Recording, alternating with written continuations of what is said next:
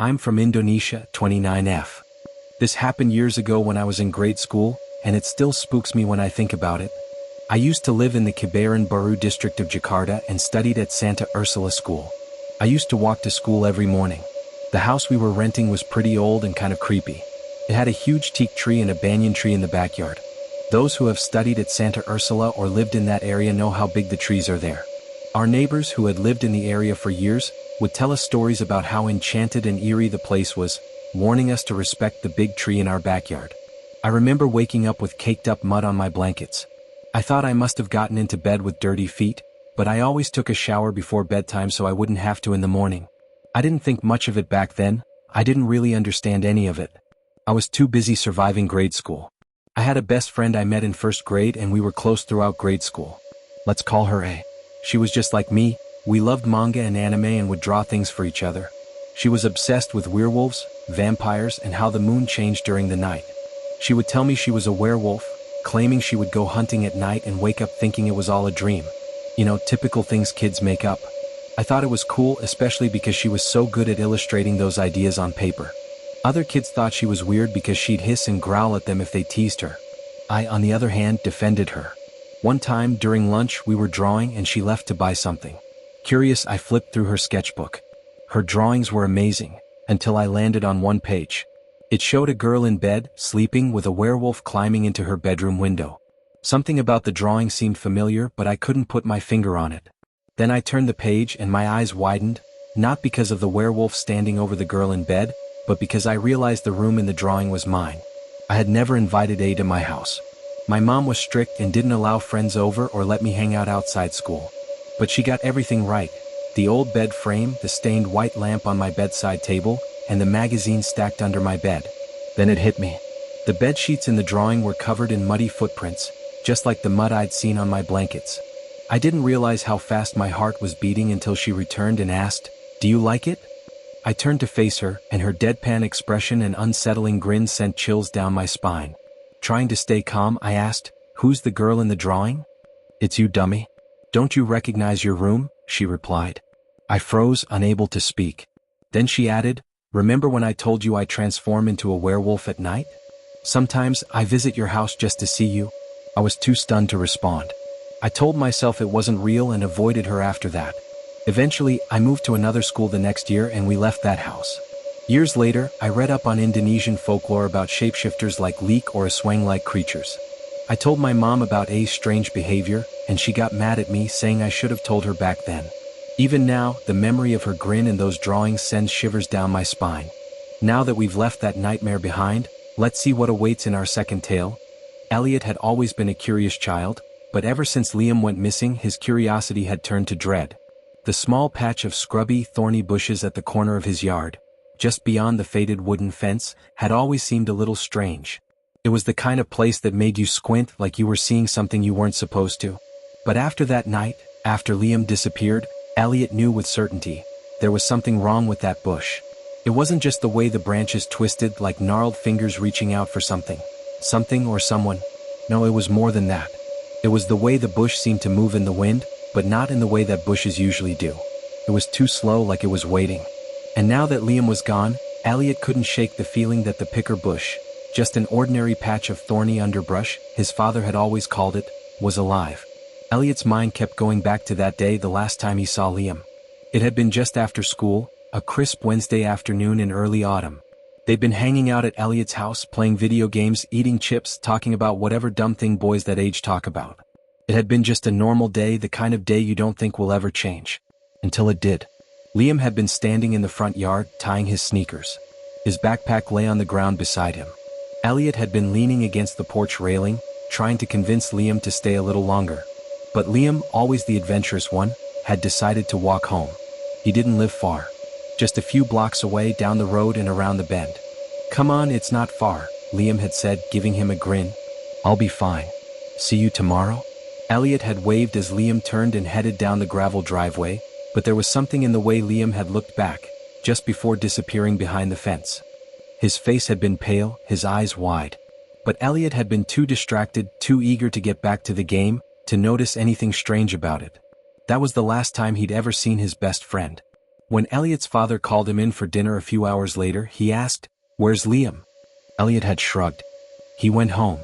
But then when he went outside to get the mail, he saw it, the backpack, lying in the grass near the corner of the yard, just a few feet from the picker bush. Elliot didn't think anything of it at first. But when he picked it up, he noticed the dark spots on the fabric, and that's when the air seemed to freeze around him. The spots were blood. Elliot's heart hammered in his chest as he turned the backpack over, his hands shaking. The smell, sharp and metallic, filled his nostrils. His first thought was to run to his father to tell him something had happened. But then he glanced back at the bush, and that's when it hit him. The wind had stopped, the world had gone still, and the thorns of the picker bush, those gnarled, twisting fingers, seemed to be pointing toward him. The police said Liam had been abducted. There was no other explanation. They found no trace of him, no sign of struggle, just the blood on the backpack and a couple of strange footprints that didn't match any known shoe prints. They even questioned Elliot, though he wasn't sure what he could have told them. He hadn't seen anything. No one had. But Elliot knew what had happened. He had felt it. The picker bush had eaten him. It was always at night that Elliot thought about it the most, when the shadows grew long and the trees outside his window stretched their limbs like monstrous fingers. He could hear it then, a faint rustling as if the bush was breathing, waiting. Every night, the sound of the wind in the branches would come, soft and slow like a low whisper. One night, unable to sleep, Elliot decided he would prove it. He was going to go out there, to the corner of the yard, and get close enough to the picker bush to see what was really inside. He was sick of feeling like he was losing his mind. He grabbed a flashlight and crept out into the dark. The air was heavy, thick with the scent of wet earth and something else, something metallic. The light from his flashlight flickered as he approached the bush. He could feel the hairs on the back of his neck stand on end, but he kept walking. Just a few more steps. When he was close enough to touch it, the brush of the thorns against his sleeve felt wrong. Like they were tugging, pulling, begging him to come closer. He shone the light deeper into the tangled mass of branches, half expecting to see Liam's face staring back at him. But instead, the shadows seemed to writhe. The wind picked up again, sharp and cold. Elliot's breath caught in his throat. And then, through the thick bramble, he saw it. A hand, no, a claw, emerged from the bushes, long and twisted, covered in dark, wet fur. It was impossibly still, like the bush was holding its breath. Elliot's heart raced. He took a step back, but the bush, no, the thing inside it, seemed to follow him, stretching forward as if it had eyes, as if it had a hunger for him too. Elliot turned and ran, never looking back.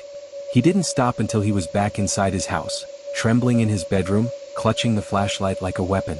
The sounds of the wind outside grew louder, the rustling more frantic. It was coming for him, he was sure of it. The next morning, Elliot told his father he was done. He didn't want to live in the house anymore. He didn't care where they went as long as it wasn't here. His father had tried to comfort him, to say it was just his imagination, but Elliot didn't believe him. He didn't even believe the police anymore. Liam hadn't been abducted. He'd been eaten. And so, when they left, Elliot could never bring himself to look back.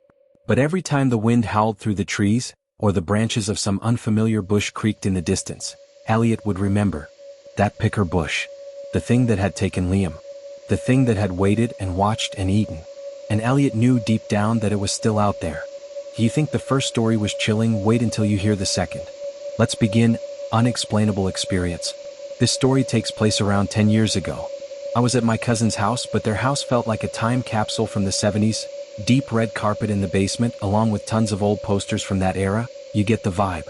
She and her partner were both sound asleep in the master bedroom, and I was sleeping on the couch since I didn't live with them and was just visiting. I was hanging out with the dogs, watching cartoons since I never got to stay up late at my own house. I was so happy, and I had my DS, totally immersed in playing Pokemon White. This is where it gets weird. The dogs started staring down the hallway that led to the kitchen. The hallway was pitch black, with only the low hum of the heater kicking on from the basement. I thought nothing of it and kept doing my thing. I remember that Looney Tunes was on the TV. It was an episode with Foghorn Leghorn, the big rooster guy. Suddenly the screen took on a red hue, but the show kept going. Then this voice started talking, aggressive and fast. If I had to guess, it sounded like it was in German. The voice continued for about 1 to 2 minutes, and then just like that, the red hue vanished and the show resumed in English. The remote was nowhere in sight. I was absolutely terrified, trying to make sense of what I just witnessed. The dogs didn't move at all. I'm pretty sure they went back to bed after the heater turned on. I was left alone, staring at this red screen under the covers, hearing this voice that sounded like a German version of SpongeBob. I still think about it a lot to this day. Maybe it was a glitch. Maybe something dark was trying to drag me to hell through the TV. Maybe a spirit was just having fun with me. I'll never know. This experience just sits in my brain, and every time I think back on it, I shiver because I still don't know what the hell it was. I love telling this story when it's my turn to share one because of all the confused faces I get, but I swear on my life, I know what I saw/heard and just wanted to share it with you all. That was just the beginning, my friend. Now, prepare yourself for the second tale of terror. The mall meetup. My arms shivered with goosebumps when Lena and Noah got there. I held my arms tight to my sides. I didn't know it got this cold in the summer, I said as they joined me under the glow of the supermart sign overhead. Sorry it took so long. Lena's dad wouldn't go to sleep, Sarah said. Lena huffed. If you would have hopped the fence with me, we would have made it sooner. They were always like that. It made me wonder why Lena invited Sarah over to spend the night and not me. Either way, it's freezing and I want to get to Old Horizon Mall as soon as possible, I said with a slight shiver in my voice. We laughed and told each other what horrible things were going to happen to us in the infamous mall for 15 minutes as we walked the sporadically lighted streets between Supermart and the abandoned Old Horizon Mall. They were tearing the place down next week. This was our chance to finally explore it. As we got closer, we joked less, each of us trying to convince the others of our confidence. We made the last turn, and the mall peeked from behind the trees, like it was waiting for us. Damn, I let slip, it looks worse than I thought. The cold was starting to hurt. Don't back out so early, Liz, Sarah said. This isn't going to be like Halloween. Wasn't that you who backed out? Lena asked with a laugh. Sarah rolled her eyes as we made our way through the empty parking lot. The mall felt hollow as we approached. As if we weren't careful, it would pull us down like a whirlpool. We were silent by the time we got to the broken glass door of Blossom's department store. Everyone knew how to get into the mall. It was a common hangout spot for the rougher kids. Smoking, drinking, everything I wasn't into. We stood around the opening. I could hear the wind pulling us in. We only have 5 hours until sunrise. Let's get going, I said, projecting a fearless attitude I didn't have. After you, Sarah said. I crouched through the open pane and I was in. It reeked of piss and weed. The lights from the parking lot were blocked out to near total darkness by plywood. The town tried to keep people out. They did not try hard enough. It took a moment before my eyes fully adjusted to the darkness. By the time I could make out empty racks, empty beer cans, and layers of grime, Lena and Sarah were standing inside with me. Being in here made it feel less ominous, less terrifying. It almost took the fun out of it. A piercing wail rang out through the mall. Sharp and fantastic like a dying animal. It echoed, it was distant. Lena grabbed my hand and stepped back towards the door. Sarah looked at us, trying to judge our reaction before showing hers. I squeezed Lena's hand, comforting her as much as myself. Do you think that was an animal? Sarah asked as if it wasn't the slightest bit unsettling. I don't think we should stay. We already did more than we did last time. Let's go and call it a win. Lena said, pulling my arm enough to cause me to step backward. I think it was probably a raccoon or something, I said for Lena as much as myself. We won't have the chance to do this again. I think we should at least get inside the concourse first. I regretted saying it as soon as my lips stopped moving. This was wrong and we all knew it. We were playing off each other, though. It was inevitable. We went deeper into the store. Mannequins watched us walk in a tight line toward the concourse. Their featureless faces felt alive in the shadows. My breath quickened, the darkness ever more imposing. By the time we got to the concourse, we knew we were too far to turn back. The silver moonlight illuminated the endless main hall. Empty storefronts all had security cages pulled down. It was like a zoo or a prison. Trash filled the corners and stains covered the walls. Whatever that place was like in its day was completely absent then. We were all taking the desolation in silence. It felt like the shadows began to shift. Breathless, constant wailing pierced the silence. It reverberated around us. It was coming from every direction. Lena screamed. I grasped her hand. Sarah started back toward Blossoms. We followed, running as fast as we could. The wailing shifted, gurgling and strained as it grew louder. It wormed into my mind, pulling me. It was getting closer and it was not a raccoon. We sprinted back through the store. The mannequins were closer, their eyeless faces turned toward us. My legs were burning, my breathing strained, but the cries pushed me forward. It was everywhere inside my head. Dust fell through the beam of light coming from the hole in the door. We were so close. The wailing vibrated through my teeth, burrowed into my skull. Lena's hand was tight in mine. I held on like it was my lifeline. Her hand tore from mine so hard I almost fell. "Lena?" I gasped. Sarah's figure slipped through the hole as I turned. Lena was gone and it was there. Teeth, slick with blood and saliva, glistened in the dark. Red eyes burned into mine. Impossible shapes writhed in the darkness, shifting like smoke.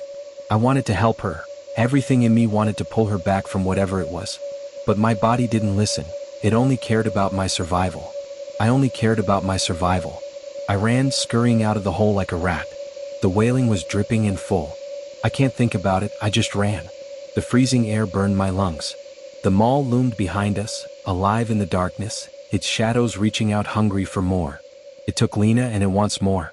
The shadows have only just begun to move. Join me as we enter the second story. I remember the first time I saw the mountains of Farrell in the mist. It was a Thursday just after the rain had passed, and the clouds were still clinging to the peaks like a shroud over a corpse. I was young then, just 17, but already too familiar with the violent world of eastern Scotland. A world that made your skin crawl and your heart beat like a drum at night. The skirmishes were in full swing, and the air was thick with fear, suspicion, and the crackle of gunfire. It was my Uncle Robert who first took me to the mountains. He was a quiet man, the kind whose silence made you nervous, as if he were hiding something just out of reach. He was a big man, broad-shouldered with hands that looked like they could break a neck in a second. I'd always known that Robert was involved in things my mother warned me to stay away from, even if she didn't say it outright. "We're going to the Farrells tomorrow at dusk," he'd said, his voice low and grave, like a whisper from the grave itself. "Some business that needs attending to." I didn't ask questions. No one did, not with the way things were at the time. My cousins had been involved with the FSA for years, but Robert, though he wasn't as vocal about it, was tied to the underground in ways most people couldn't imagine. I just knew that if he said business, you did it, no matter what.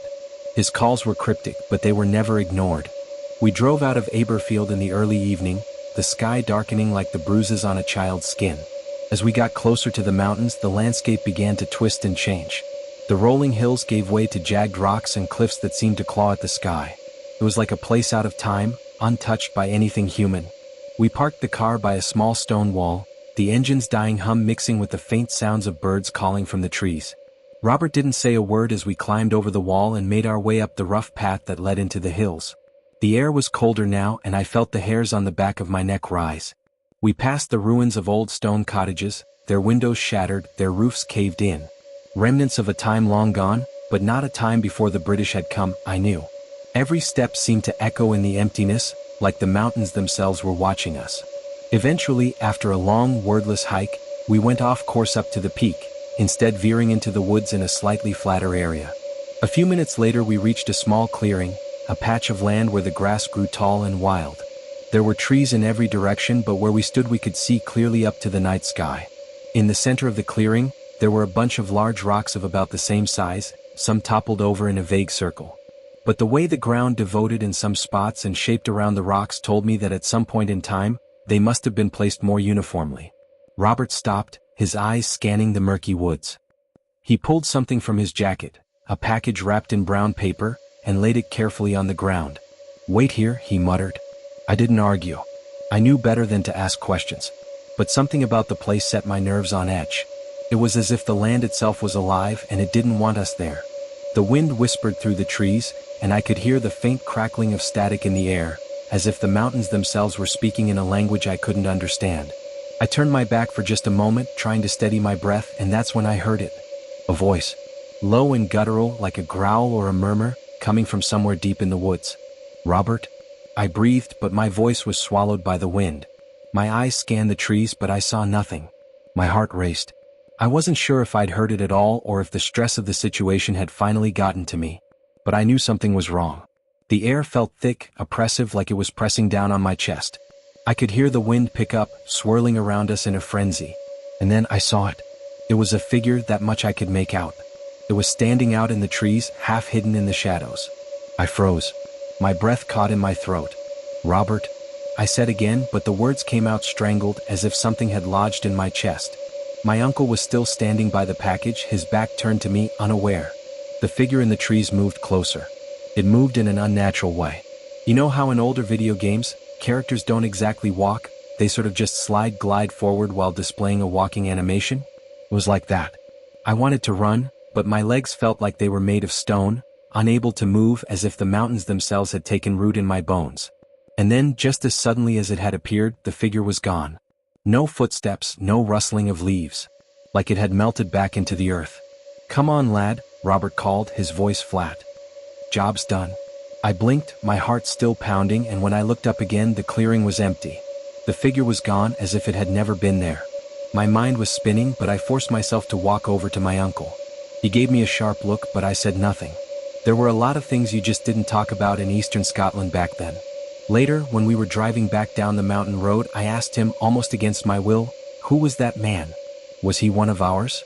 Robert didn't answer at first. He just kept his eyes on the road, the headlights cutting through the mist like two white knives. Finally, after what felt like an eternity, he spoke. "Not everything that roams these lands are out of society, out of our factions, lad. Some things never left. And some things, they come back. Forget about tonight. What happened tonight stays here, up in the Ferals." I didn't ask any more questions after that. But I've never forgotten the look in his eyes that night. The terror behind them. Not then, not now, and not 4 years later when I returned to that place. I joined the FSA in 1977 as soon as I turned 19. The skirmishes were in full bloom, each day a new round of bloodshed and madness.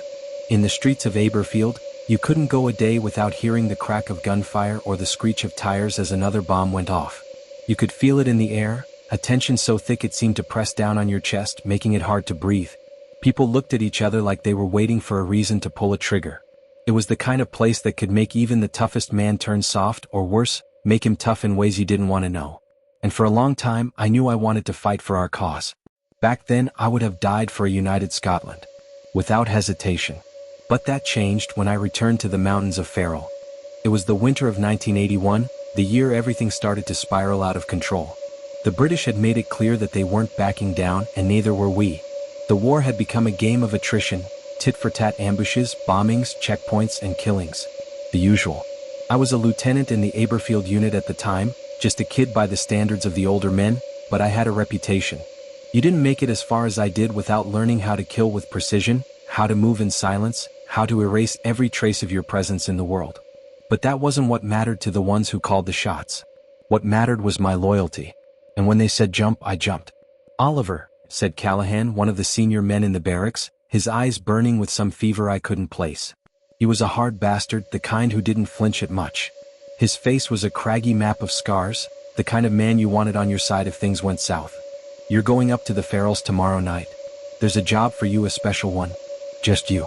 I remember the weight of his words, the way he said it, like it wasn't a question but a command.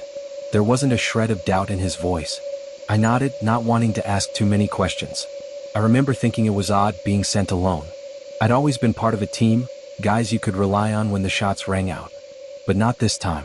Callahan didn't give me much more than that, just a nod, a brief handshake, and a look that told me not to ask questions. I didn't. That's how things worked. You didn't ask, you just did. And yes, of course I'd always harbored a weird feeling towards the mountains of Ferrol. Even though I had stowed away the memories of my visit to the place with my uncle 5 years ago in some corner of my brain, the idea of returning to the place filled me with dread. I didn't like it, but there was nothing I could do about it. The terror continues as we turn the page to the next story. Brace yourself for what's to come. Do you know what you are sleeping with? F-26, M24, Portuguese seaside surprise. Clara stood in the small Portuguese seaside boutique, her fingers brushing against the dusty shelves. The shop smelled like salt, old wood, and a hint of essential oils. Her eyes landed on a vintage Furby tucked between a cracked teapot and a stack of yellowed postcards. Its fur was matted, its eyes slightly cloudy, but something about it pulled her in. She bought it without thinking twice. Back at her cottage, Clara had wanted to make the place feel cozy and at home. What better way than to place the Furby on her nightstand right beside her jar of coins? Just like old times. She smiled at it warmly. It sat there, staring back at her with its glassy eyes. At first it was just a kitschy decoration. But then she noticed something. The Furby's eyes had a faint green glow after the lights went out. A faint green glow that pointed at her mirror, casting an eerie green light over the whole bedroom. A tiny light that never went out. She covered it with her t-shirt. It still didn't go out. So she put her bra over it and then her blue jeans. But no matter what she did, a glowing green light seemed to come out of the Furby's eyes. It's probably just a battery thing, her boyfriend, Joaquim, said one day, trying to comfort her after they'd chilled. Yes, old toys do weird stuff, Clara agreed back. She sipped her espresso, not quite sure.